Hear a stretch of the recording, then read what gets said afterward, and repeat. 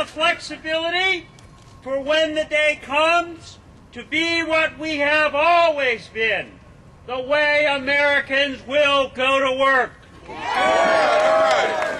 Today, we will achieve our goals with the support of people like those who are here today and all of you. So thank you for joining us today. It is my honor and privilege to introduce to you our distinguished senator from Ohio, Sherrod Brown. I mean, you all as drivers and you all as transit workers are always part of this equation, that you're providing a service for people that people often forget about. And that's what's so important for what you do. That's why we've got to pass the Carnahan bill in the House and our bill in the Senate. Every important work has a beginning. And today it is my pleasure to introduce to you the person who made the first step in getting us a piece of legislation to protect the jobs and people of our industry, the Honorable Congressman Russ Carnahan. All right.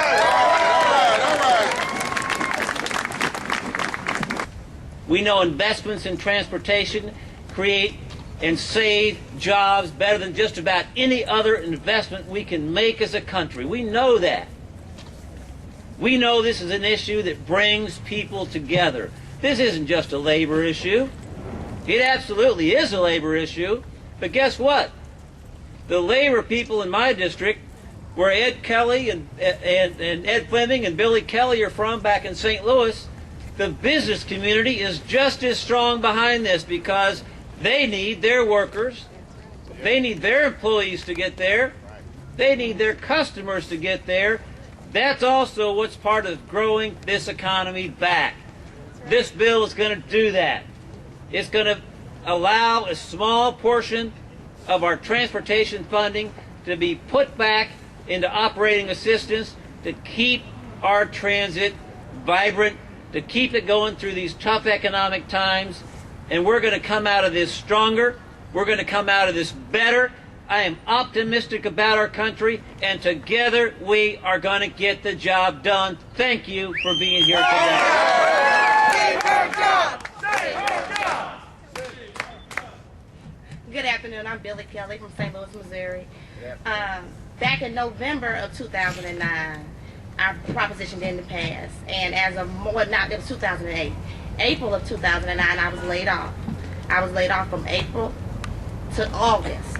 I just recently went back in August of last year. I'm also a single mom of one child, and it was difficult over those 5 months being laid off, but again, I had faith in the union that they would bring us back, and they did. All right. Now